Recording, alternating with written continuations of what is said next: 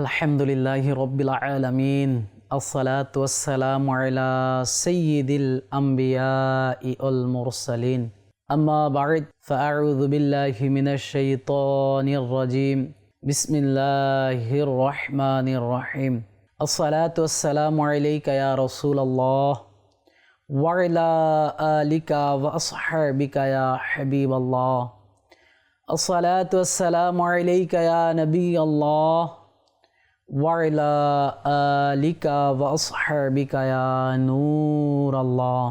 প্রিয় ইসলামী ভাইয়েরা এবং মাদানী চ্যানেল বাংলার দর্শকবৃন্দ, আরও একবার উপস্থিত হলাম মাদানী চ্যানেল বাংলার অনুষ্ঠান সোনালী যুগ নিয়ে। যে যেখান থেকে আমাদের এই অনুষ্ঠান দেখছেন, কাছে কিংবা দূরে, দেশে কিংবা প্রবাসে, সবাইকে জানাই আন্তরিক মোবারকবাদ ও অভিনন্দন। আমরা এই অনুষ্ঠানে আপনাদেরকে সাহাবায়ে কেরাম, তাবেঈন, তাবেঈন, খুলাফায়ে রাশিদিন, আইম্মা মুজতাহিদিন, সালফে সালেহিন, আল্লাহর ওলিগণের জীবনী, ওনাদের সিরাত, ওনাদের ইবাদত, তাকওয়ার রিয়াজত, খৌফে খুদা, ইশকে রসুল, বিভিন্ন ঘটনা আপনাদেরকে শুনিয়ে থাকি।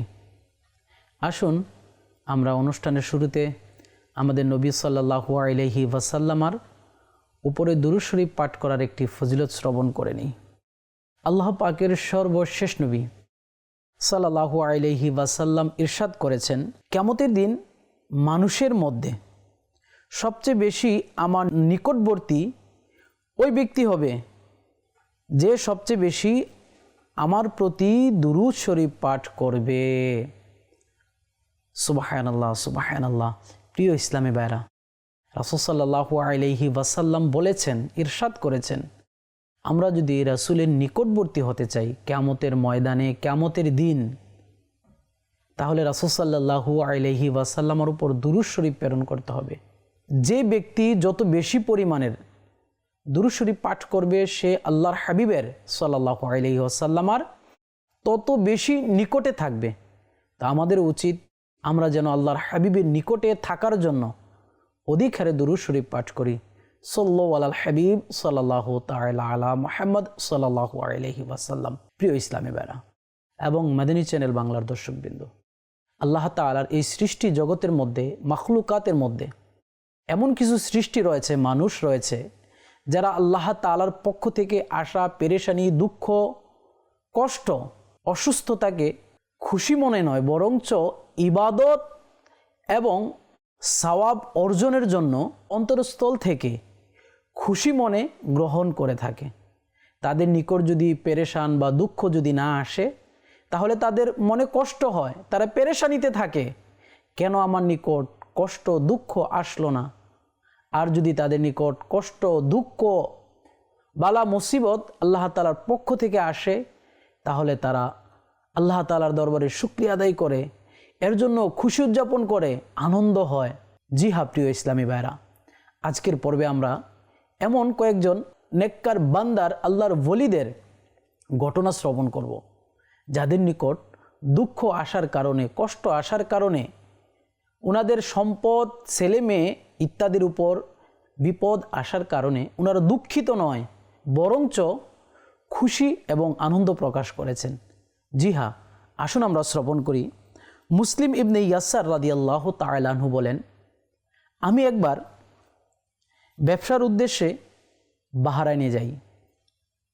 সেখানে গিয়ে আমি দেখলাম একটি ঘরের কাছে কিছু মানুষের সমাগম, কিছু মানুষ একটি ঘরের মধ্যে, ঘরের কাছে ভিড় করছে। আমিও সেখানে চলে গেলাম। গিয়ে দেখলাম যে একজন মহিলা পুরনো কাপড় পরিধান করে নামাজের মুসল্লায় বসে রয়েছে, আর পেরেশানগ্রস্ত হওয়ার একটি লক্ষণ দেখা যাচ্ছে। সে খুব পেরেশান, চিন্তা ভাবনায় বিভোর। তার চারপাশে ধন সম্পদ অঢেল রয়েছে, চতুর্দিকে দাস দাসী, ছেলে মেয়ে এবং ব্যবসায়িক সামগ্রী রয়েছে। আমার ঘরে আমি ফিরে আসলাম। নিজ কাজ সম্পন্ন করে আমি আবার ওই মহিলার নিকট গেলাম এবং তাকে সালাম দিলাম আর বললাম যে আপনার নিকট এত ধন সম্পদ, ছেলে মেয়ে, দাস দাসী রয়েছে, তারপরেও আপনি কেন পেরেশান? আপনার মনে কেন আনন্দ নেই? আপনি কেন হাসছেন না? আপনি কেন ব্যথিত? ওই মহিলা বলতে লাগলো, আপনি যদি আবার পুনরায় ব্যবসায়িক কাজের জন্য বাহরাইনে আসেন, তাহলে নিশ্চয়ই আপনি আমার ঘরে আসবেন। হজরতে সৈয়দুনা মুসলিম ইবনে ইয়াসার রাদিয়াল্লাহু তাআলা আনহু বলেন, কয়েক বছর পর আমি আবার ব্যবসার কাজে বাহরাইনে গেলাম এবং ওই মহিলার ঘরের দিকে আমি অগ্রসর হলাম। যখন ওই মহিলার ঘরের নিকট আমি পৌঁছলাম, তখন ঘর থেকে হাসির আওয়াজ ভেসে আসছে, কথা বলার আওয়াজ ভেসে আসছে। আমি তার ঘরের মধ্যে নক করলাম। ঘর থেকে দরজা খুলে দেওয়া হলো। আমি দেখলাম মহিলায় সেজেগুজে রেশমি কাপড় পরিহিত অবস্থায় বসা রয়েছে এবং তার নিকটে একটি মেয়েও বসা রয়েছে। মুসলিম ইবনে ইয়াসার রাদিয়াল্লাহু তাআলা আনহু বলেন, আমি ওই মহিলাকে জিজ্ঞেস করলাম, আপনাকে খুব হাসি খুশি দেখাচ্ছে, আপনি উন্নত মানের রেশমি কাপড় পরিহিত অবস্থায় রয়েছেন, অথচ আপনার নিকট এখন দাস দাসী নেই, ব্যবসায়িক সামগ্রী নেই, আপনার ছেলে মেয়ে নেই, আপনি কেন এত আনন্দিত?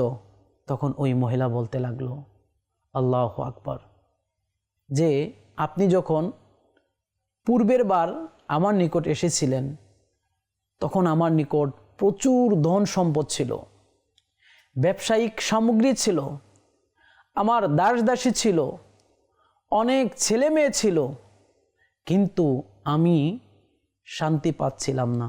আমি পেরেশান ছিলাম যে হয়তোবা আমার রব, আমার মাওলা আল্লাহ তাআলা আমার উপর অসন্তুষ্ট। কেননা আল্লাহ তাআলা যার উপর অসন্তুষ্ট হন, আল্লাহ তাআলা যার উপর নারাজ থাকেন, আল্লাহ তাআলা তাকে বিপদ দেন না, তার ধন সম্পদ আল্লাহ তাআলা বাড়িয়ে দেন। আমি ভাবলাম হয়তোবা আল্লাহ তাআলা আমার উপর অসন্তুষ্ট, যার কারণে আমার ছেলে মেয়ে, আমার ধন সম্পদের মধ্যে কোনো বিপদ আসছে না। কিন্তু এখন আল্লাহ তাআলা আমার ধন সম্পদের মধ্যে বিপদ দিয়েছেন। আল্লাহ তাআলা আমাকে পরীক্ষা করেছেন। আমার সমস্ত ব্যবসায়িক সামগ্রী আমার থেকে চলে গেল, আমার দাস দাসী চলে গেল, আমার ছেলে মেয়ে একে একে সবাই মৃত্যুবরণ করলো। আমি এজন্য খুশি যে আল্লাহ তাআলা আমার উপর রাজি, আমার উপর খুশি। মাওলায়ে কায়নাত মহান আল্লাহ তাআলা আমাকে বিপদ দিয়েছে, আমাকে পরীক্ষা করছে, এর জন্য আমি খুশি এবং আমি আনন্দিত। প্রিয় ইসলামী ভাইরা, মুসলিম ইবনে ইয়াসার রাদিয়াল্লাহু তাআলা আনহু বলেন, আমি যখন মক্কায় ফিরে গেলাম, তখন আমি ওমর রাদিয়াল্লাহু তাআলা আনহুকে ওই মহিলার ঘটনা বললাম যা আমার সাথে সংঘটিত হয়েছে। ওমর রাদিয়াল্লাহু তাআলা আনহু বলতে লাগলেন, ওই মহিলার অবস্থা হচ্ছে হযরত আইয়ুব আলাইহিস সালাতু ওয়াস সালামের মতো, আর আমার অবস্থা এমন যে একবার আমার চাদর ছিঁড়ে গিয়েছিল, আমি তা সেলাই করেছিলাম, কিন্তু আমার মন মতো হয়নি, যার কারণে আমি সারাদিন চিন্তিত ছিলাম। প্রিয় ইসলামী ভাইরা এবং মাদানী চ্যানেল বাংলার দর্শকবৃন্দ, আপনারা শুনলেন তো নেককার মহিলার ঘটনা।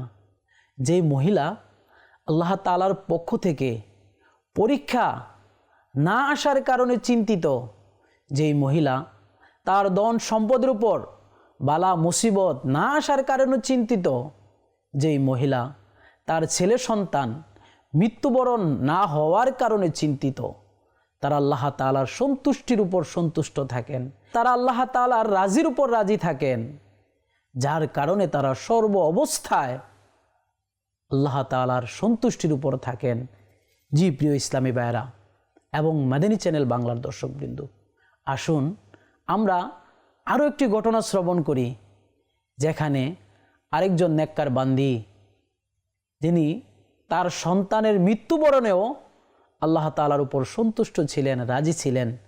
জি হ্যাঁ প্রিয় ইসলামী ভাইরা, হজরতে সৈয়দুনা আনাস রাদিয়াল্লাহু তাআলা আনহু থেকে বর্ণিত, তিনি বলেন,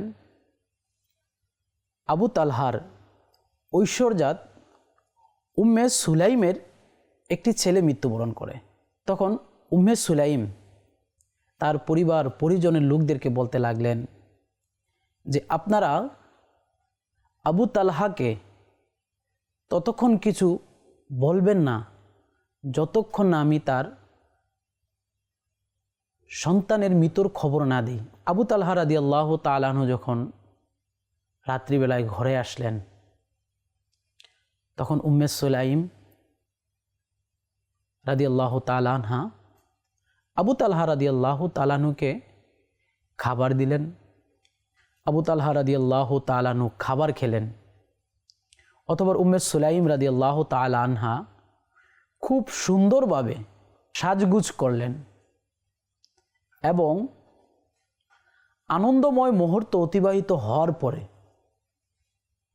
আবু তালহা রাদিয়াল্লাহু তাআলা আনহুকে বলতে লাগলেন, হে আবু তালহা, যদি আপনাকে কেউ কিছু দেয় আর তা ফিরিয়ে নেয় তাহলে কি আপনার কিছু বলার আছে? আবু তালহা রাদিয়াল্লাহু তাআলা আনহু বলতে লাগলেন, না, আমার কিছু বলার নেই। তখন উম্মে সুলাইম বলতে লাগলেন, আল্লাহ তাআলা আপনাকে সন্তান দিয়েছিল আর আল্লাহ তাআলা আপনার সন্তানকে নিয়ে গিয়েছে, অর্থাৎ আপনার সন্তান মৃত্যুবরণ করেছে। তখন তিনি বলতে লাগলেন, তুমি এই খবর আমাকে আগে কেন দেওনি? তখন আবু তালহা রাদিয়াল্লাহু তাআলা আনহু রাসূল সাল্লাল্লাহু আলাইহি ওয়াসাল্লামের দরবারে গেলেন এবং সমস্ত ঘটনা খুলে বললেন। তখন আল্লাহর হাবিব সাল্লাল্লাহু আলাইহি ওয়াসাল্লাম আবু তালহা রাদিয়াল্লাহু তাআলা আনহু এবং উম্মে সুলাইমের জন্য দোয়া করলেন, হে আল্লাহ, তাদেরকে এর থেকে উত্তম প্রতিদান দান করো। কিছুদিন পর আবু তালহা রাদিয়াল্লাহু তাআলা আনহু রাসূল সাল্লাল্লাহু আলাইহি ওয়াসাল্লাম সহ মদিনার বাহিরে গেলেন। যখন মদিনায় ফিরে আসার সময় হলো, রাতের বেলা উম্মে সুলাইমের প্রসব বেদনা শুরু হলো। যেহেতু রাসূল সাল্লাল্লাহু আলাইহি ওয়াসাল্লাম মদিনার বাহিরে যদি যেতেন তাহলে রাতের বেলায় মদিনায় প্রবেশ করতেন না। আবু তালহা রাদিয়াল্লাহু তাআলা আনহু উম্মে সুলাইমের সাথেই রয়ে গেলেন। রাসূল সাল্লাল্লাহু আলাইহি ওয়াসাল্লাম রাতের বেলাতেই মদিনাতে প্রবেশ করলেন। সকালবেলা উম্মে সুলাইমের ঘরে একটি পুত্র সন্তান জন্ম নিল। তখন আবু তালহা রাদিয়াল্লাহু তাআলা আনহু রাসূল সাল্লাল্লাহু আলাইহি ওয়াসাল্লামের দরবারে নিয়ে গেলেন। রাসূল সাল্লাল্লাহু আলাইহি ওয়াসাল্লাম খেজুর খেলেন, খেজুর চিবালেন এবং ওই নবজাতক বাচ্চার মুখের মধ্যে দিলেন। আর ওই নবজাতক বাচ্চা রাসূল সাল্লাল্লাহু আলাইহি ওয়াসাল্লামের মুখ মুবারক থেকে পিষ্ট হওয়া খেজুর চুষে চুষে খেতে লাগলো। প্রিয় ইসলামী ভাইরা এবং মাদানী চ্যানেল বাংলার দর্শকবৃন্দ, দেখলেন তো সাহাবায়ে কেরামের মধ্যে আল্লাহ তাআলার উপর কেমন ভরসা ছিল, বিপদ আপদে কত সবর ছিলেন, ধৈর্যশীল ছিলেন। তাদের বিশ্বাস ছিল সন্তান সন্ততি, ধন সম্পদ, অর্থ, টাকা পয়সা এগুলো আল্লাহ তাআলার দেওয়া দান। আর আল্লাহ তাআলা যখন চায় বান্দাকে দেয়, আবার যখন চায় তখন বান্দা থেকে আল্লাহ তাআলা ফিরিয়ে নেয়। তাই তো উম্মে সুলাইম রাদিয়াল্লাহু তাআলা আনহা নিজের সন্তান মৃত্যুবরণ করার পরেও ব্যথিত হননি, দুঃখ পাননি, কষ্ট করেননি, আহাজারি করেননি, বরংস ধৈর্য ধারণ করেছে। আবু তালহা রাদিয়াল্লাহু তাআলা আনহুকে ধৈর্য ধারণ করার জন্য বলেছে। আল্লাহ তাআলা পবিত্র কোরআনুল কারীমের মধ্যে ইরশাদ ফরমান, যার সারাংশ হচ্ছে, আমি আমার বান্দাদেরকে তাদের সন্তানদের উপর বিপদ দিয়ে, তাদের ধন সম্পদ, তাদের ক্ষেতের ফসলের উপর বিপদ দিয়ে ক্ষতিগ্রস্ত করে পরীক্ষা করি। জি প্রিয় ইসলামী ভাইরা এবং মাদানী চ্যানেল বাংলার দর্শকবৃন্দ, আমরা যখন কোনো ক্ষতির মধ্যে পতিত হই, আমাদের সম্পদ, আমাদের টাকা পয়সা, আমাদের অর্থকড়ির মধ্যে যখন কোনো বিপদ আসে, ক্ষতি আসে, বিপদগ্রস্ত হই, তখন আমরা হায় হতাশ না হয়ে, মানুষের কাছে গিয়ে না বলে, অভিযোগ না করে, আল্লাহর পানা আল্লাহ তাআলার উপর অভিযোগ না দিয়ে ধৈর্য ধারণ করে সওয়াব অর্জন করা। আল্লাহ তাআলা আমাদেরকেও যখন বিপদ আপদ বালা মুসিবত আসে, সওয়াব অর্জনের জন্য রবের সন্তুষ্টির উপরে সন্তুষ্ট থেকে ধৈর্য ধারণ করার তৌফিক দান করুক। প্রিয় ইসলামী ভাইরা, আসুন আমরা আরও একটি চমৎকার ঘটনা শ্রবণ করে নিই। হজরতে সৈয়দনা ওয়াহাব বিন মুনাব্বির রহমতুল্লাহি তাআলা থেকে উদ্ধৃত দুইজন আবিদ অর্থাৎ ইবাদতকারী, যারা সারা দিন রোজা রাখতেন, রাতের বেলা ইবাদত করতেন, তাদেরকে বলা হয় আবিদ। দুইজন আবিদ 50 বছর পর্যন্ত আল্লাহ তাআলার ইবাদতে মগ্ন ছিল। 50তম বছর শেষ হওয়ার দিকে তাদের মধ্য থেকে একজন আবিদ মারাত্মক রোগে আক্রান্ত হয়। তিনি আল্লাহ তাআলার দরবারে এমনভাবে ফরিয়াদ করতে লাগলেন, হে আমার পাক পরওয়ারদিগার, আমি এত বছর ধরে ধারাবাহিকভাবে তোমার হুকুম মেনেছি, তোমার ইবাদতে মশগুল ছিলাম, তারপরও তুমি আমাকে রোগে আক্রান্ত করেছ, আমাকে রোগ দিয়েছ। এর মধ্যে কি হিকমত রয়েছে? তোমার কুদরতের কি নিদর্শন রয়েছে? হে আমার মাওলা, আমি তো পরীক্ষায় পড়ে গেলাম। মহান আল্লাহ পাক ফেরেশতাকে আদেশ দিলেন, তাকে বলে দাও, তুমি আমার প্রদত্ত দয়া ও সাহায্যের মাধ্যমে ইবাদত করার সৌভাগ্য অর্জন করেছ। বাকি রইল অসুস্থতা। আমি তোমাকে আবদালের অর্থাৎ আল্লাহর ওলিদের একটি অনেক বড় স্তর, আবদালের মর্যাদায় পৌঁছানোর জন্য অসুস্থ করেছি। তোমার পূর্ববর্তী লোকেরা অসুস্থ ও মুসিবতের প্রত্যাশী ছিল, আর আমি তা না চাইতেই তোমাকে দিয়ে দিলাম। আল্লাহু আকবার, আল্লাহু আকবার। প্রিয় ইসলামী ভাইরা, আমরা এই ঘটনা থেকে জানতে পারলাম যে আল্লাহ তাআলা যখন কোনো বান্দার তাকদীরের মধ্যে ভালো কিছু লিখে রাখেন, তখন আল্লাহ তাআলা ওই বান্দাকে বালা মুসিবত প্রদান করেন। জি হ্যাঁ, হাদিস শরীফের মধ্যে রয়েছে, যার সারাংশ হচ্ছে একজন মহিলার জান্নাতের মধ্যে উঁচু একটি স্থান তার তাকদীরের মধ্যে ছিল, কিন্তু ওই মহিলার তেমন কোনো আমল ছিল না, কিন্তু ওই মহিলার 20 জন সন্তান ছিল, আর প্রতি বছরই একটি করে সন্তান মারা যেত। আর ওই মহিলার জান্নাতের যে স্তর রয়েছে তা বাড়তে লাগলো, বাড়তে বাড়তে বাড়তে বাড়তে শেষ পর্যন্ত ওই মহিলার জান্নাতের উচ্চতম স্থান অর্জন হলো। প্রিয় ইসলামী ভাইরা এবং মাদানী চ্যানেল বাংলার দর্শকবৃন্দ, আল্লাহু আকবার, আল্লাহু আকবার। দেখুন রব কত মহান, কত দয়ালু, কত রহমান, কত কারিম। আল্লাহ তাআলার দয়ায়, আল্লাহ তাআলার অনুগ্রহে আমাদেরকে ইবাদত করার তৌফিক দিয়েছে। আবার বান্দার তাকদীরের মধ্যে যদি ভালো কোনো স্থান লেখা থাকে,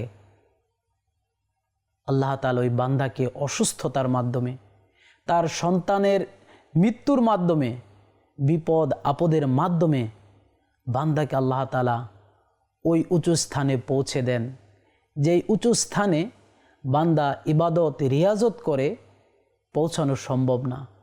অতএব আমাদেরও উচিত আমরা যেন বিপদে আপদে বালা মুসিবতে ধৈর্য ধারণ করি।